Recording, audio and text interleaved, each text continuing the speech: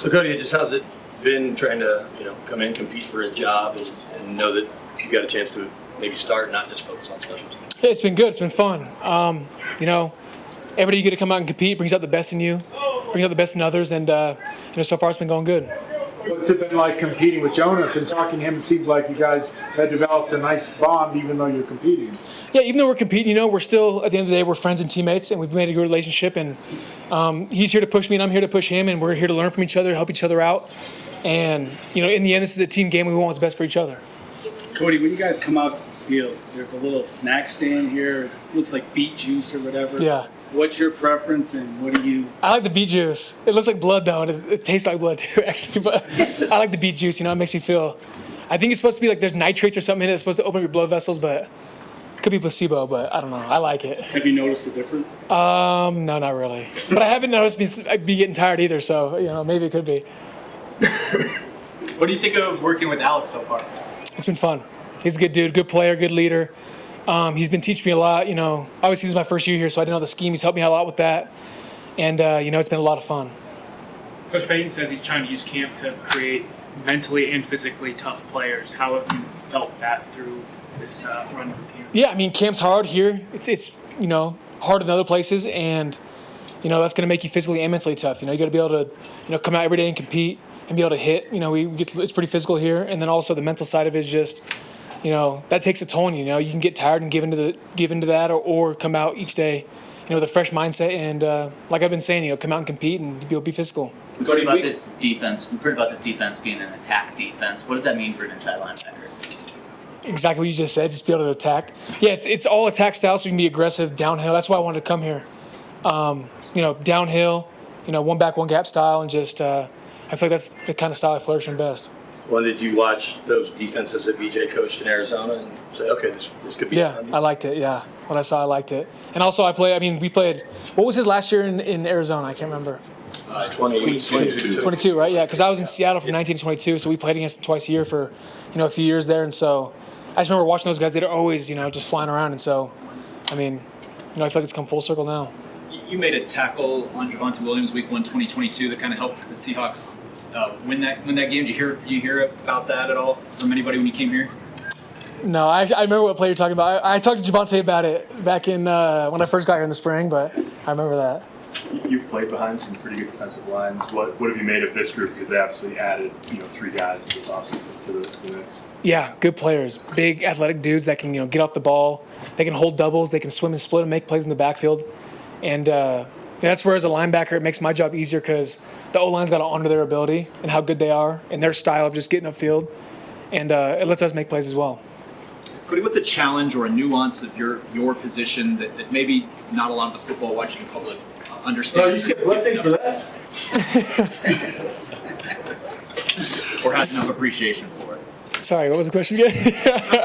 Yeah, what's a nuance of your position or a challenge of your position that maybe the general public doesn't fully appreciate in terms of how difficult it is, the challenge that it is, or anything like that? Yeah, I'd say for being an inside linebacker, a big thing is you got to be able to play the run game along with the defensive linemen and those big offensive linemen, and be in the pass game and covering those fast little guys that the DBs are covering. So you got to do the best of both worlds and that kind of middle body type. Linebackers all they want you to do all special teams as well, and so linebacker body type wise and where you are on the field, you got to do a lot of things, pass and run, special teams wise as well. And the way I see it is you're kind of the glue between the D-line and the DBs and that line of communication for both sides. Cody, we've talked about tight ends and your task in covering tight ends. What do you think of the group here with Dulcich, Cole, etc.? Yeah, they're a good group. They're all guys that can block and make plays in the pass game, and so I'm excited to see what this group can do this upcoming season. Cody, what's it like being in the room with Alex, and how did he welcome you to the team? It was good. I remember he texted me. So I got to know Alex over the years playing him. He was in Philly during my time in Seattle. Getting to know him from there because he did a stint in Seattle, I think, years before I got there. But, once I signed here, he texted me. He must have got my number from someone, but texted me. And so I was excited to come here. And, it was a familiar face to come to. And, it's been good. We've got a good friendship, and, he's been a good leader in the room. What did he say in the text?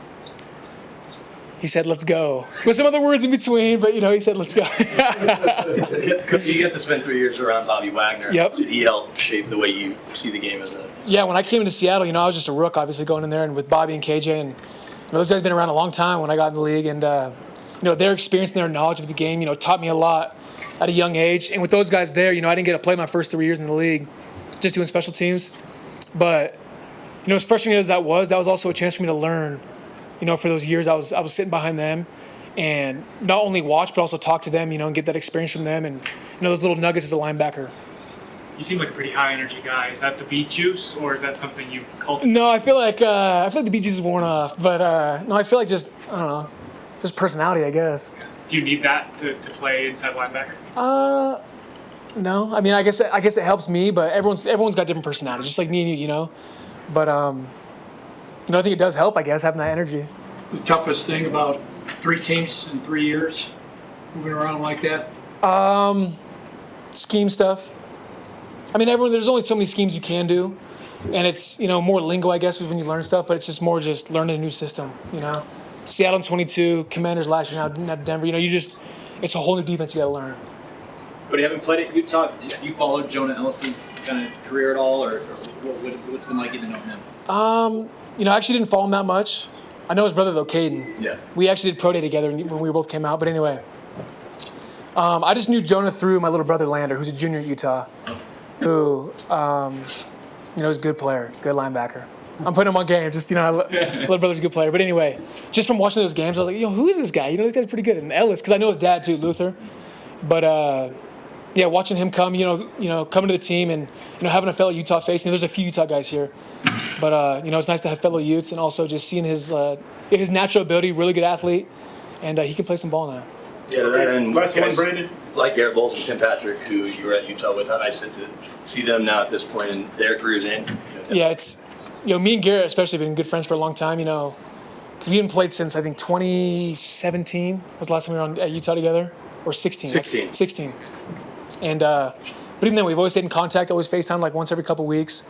When you come to a team with Garrett and Tim and having fellow college players that you played with, it's nice coming to a team like that and having that camaraderie from the past and stuff.